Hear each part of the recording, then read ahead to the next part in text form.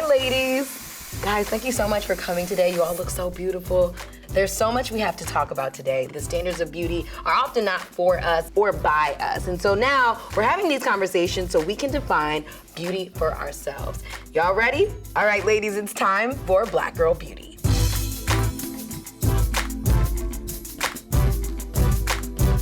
Who said the 80s was over, y'all? I'm giving you so much 80s tees, leather jacket, little chinos, a little of this. Shout out to Janet Jackson.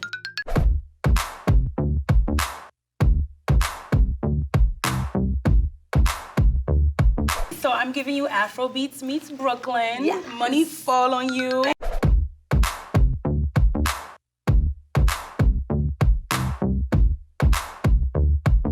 Just in case you're taking pictures, I want to give them angles. Yes. Okay. Yes, flawless. babes.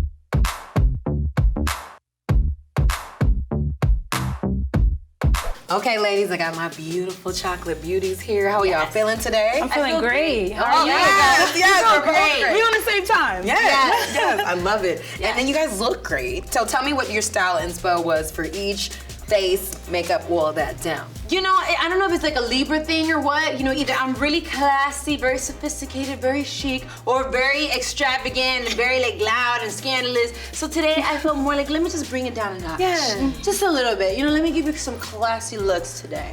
I love it. You look good. And what was your inspiration today, sis? So I'm giving very Afrocentric, Yes. but chill. That's kind of like my personality. I'm from Brooklyn. Okay. So I'm always comfortable everywhere, but I like my Afrocentric pieces as well. Yes, Yes, what are you giving Okay, me? we're giving you Because the ring matches the liner. Okay, we're giving you some liner ring action, and then we're giving you a little eyeshadow and some lip, you know what I'm saying? I like it. Bringing I like it home with a bang. Yes. Okay. But no, guys, thank you so much. Y'all, so y'all looking good, y'all feeling good? Yes. And y'all ready to Absolutely. get into this We're real ready. Black ready. Girl We're beauty ready. You know what I'm conversation? saying? Boom, let's go. What?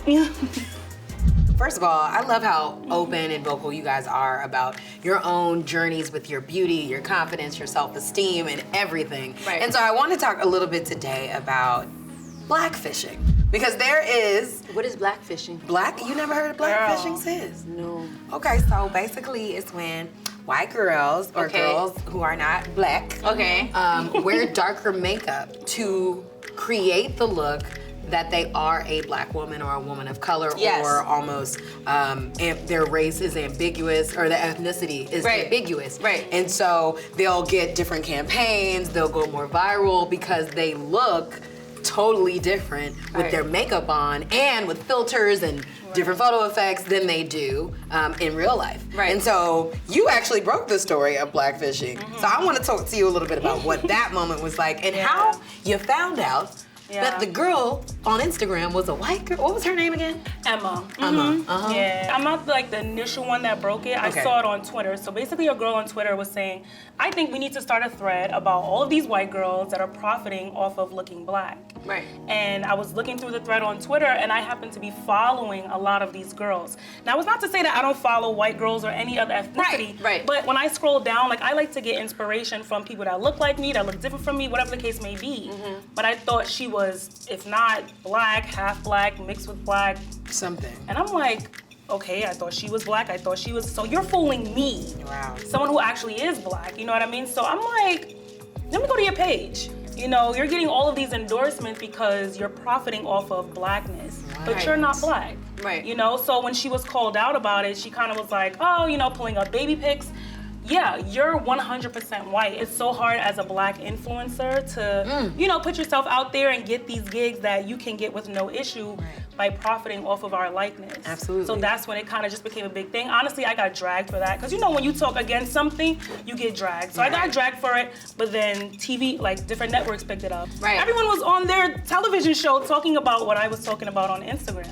You know, so But that's how that here's my question. So in these cases, right, because I have mixed feelings, who do you really blame in this situation? The model that's doing it or the people that are hiring her? You know, to do it. Like, who, I mean, I don't want to point fingers, but we pointing fingers. Yeah. Okay, who exactly is there to blame? Who is hiring her? Because I'm sure that when she shows up to set, white, you have to know, you know, that. But the thing with influencers, sorry to cut go you ahead. off, it's just a little different because we don't necessarily show up to set. When you're an influencer, you're wherever you creator. film, that's your set. Right. Okay. So if I go to your page and your website and you look like this, Right. and people like you because you look like this, They're buying I'm gonna into this. pay you because you look like that and people like that you look like that. So I might not know that you're white. I'm just paying you because you look good. So There's just so you know what I many mean? I layers and definitely do levels. blame her because she knows exactly what she's doing. She Right. knows who her target audience is and she's playing into that. Yeah, and that's my problem with it. It becomes, again, another issue of appropriation, cultural Yeah. appropriation, where we love to, big up black culture, celebrate black culture, but not necessarily the people. From black women, like, yeah. when it comes to celebrating black women, it's like, yeah, let's just get this white girl to put on black makeup. We also have to think about society and Right. the standard of beauty, you know? Yes. So for black women, it's, now we can more so embrace, but we went through so many phases as black women. Perm in our hair, like always having to fit in to get jobs. If you are the standard and we're trying to be the standard, Right. why is it that you come down to take the little that we do have? Even You know though what I'm that saying? slowly that's changing, as much as they The scale is criticize, tipping. Mhm. you are getting influence and you are getting inspiration from our culture, us. from what we naturally But who have. gets the bulk of the profit off of that? Like everything that you do, you steal from black women. We can't say that. I don't know a black woman who steals from white women and she, you know what I mean?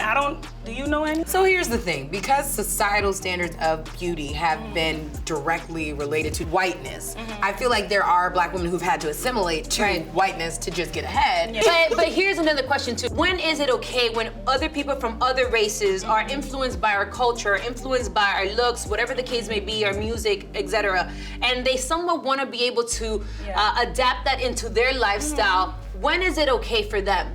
I think it's culture. okay if it's something, especially if it's something you grew up with. Like, if Right. you are a white girl, Asian girl, a Spanish girl who grew up in the hood, and you We expect you to know, talk like right, that. right, or Yeah. even around Right. black people, say you have a black mom and a white father, and you identify more with your mom's culture. I think that's great. That's awesome. I do want to make sure that we talk about our knowledge of how blackness is not a trend. And I think that's a really important note because there are so many people that are like, yeah, it's so cool to be a black girl right now, and there's so many things to do right now. But I really don't think that blackness is just one thing or one moment. For me, I can see where it's a trend on social media, but I don't like that a culture is a trend. Right. Because that means that you can pick it up, hype it up, and then next season, put it down, forget about it. Right. Right. I mean, we are not a trend. Yeah. We've been here. I'm sorry.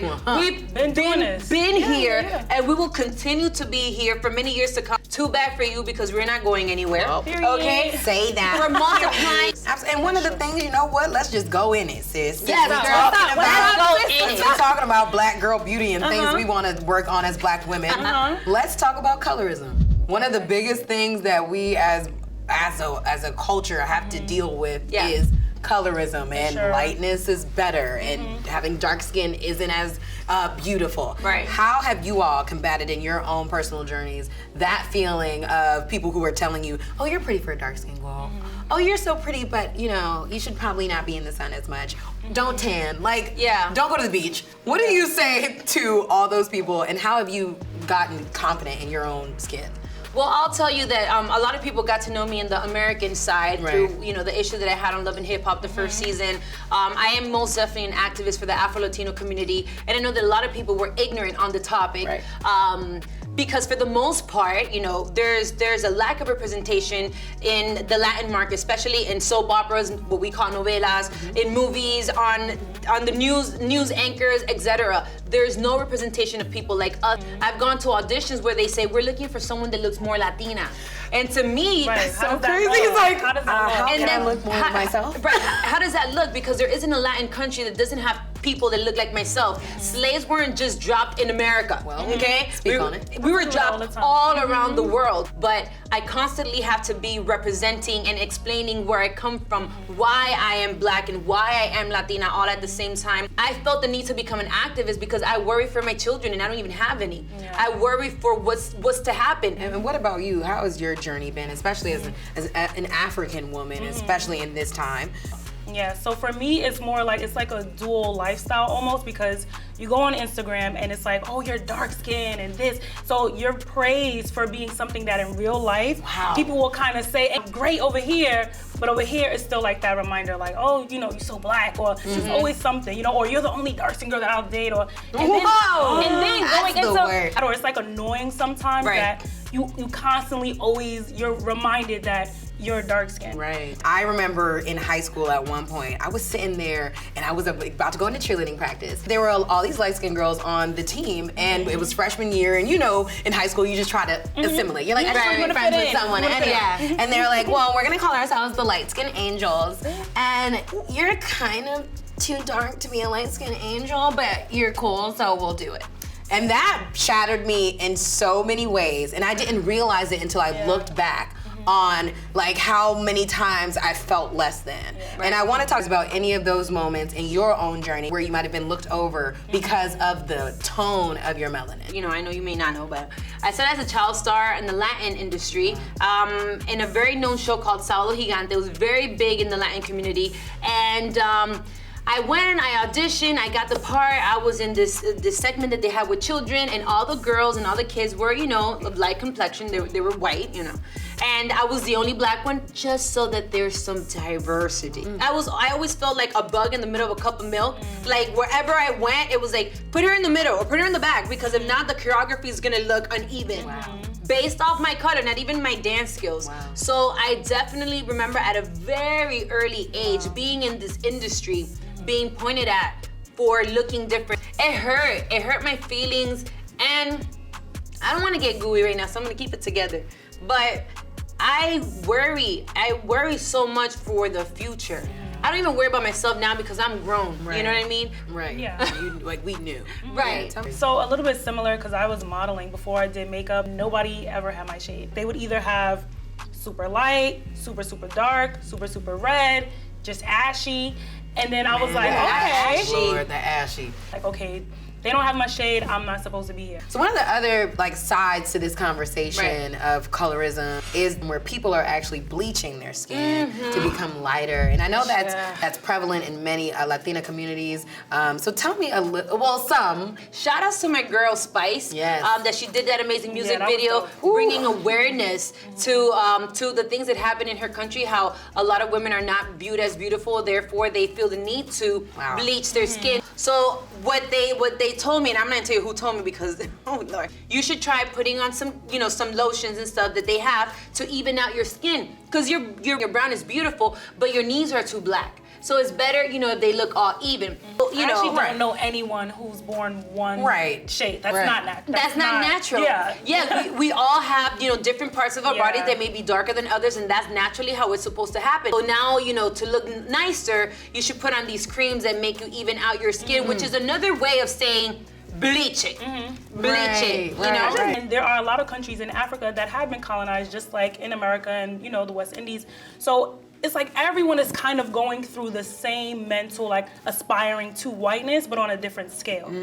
Over there, it's like they're idolizing Americans and Europe. You know, she's lighter skinned, she has this cream, I'm gonna use it too, because I want to be like that. And I even used to get scared, like going into beauty supply stores, you would see like right at the checkout, like, oh, skin even toner thingy, and I'm like, I don't even know what that is. Like, why is it in a white bottle? Like, what are you? Okay, I'm sorry, because you think that because you put on this cream, you're gonna look good. Mama, you look even worse than before, because you never think they look great. And not for nothing though, you could say that, but in that society, they might be profiting off of that. Like, we literally are our ancestors' wildest dreams. And I think if people realized how incredible it is that we're sitting on this set as three black women and are like creating a place where other black women can feel safe and seen and affirmed. Like, just the chills in that. It feels good. You know, it feels awesome. So I will say, we as black women have been fighting, and the Black Girl Magic community and movement I think is so important, because if no one else will big us up, we will big each other up. We have to. So how do you think we can all like bridge these gaps? Because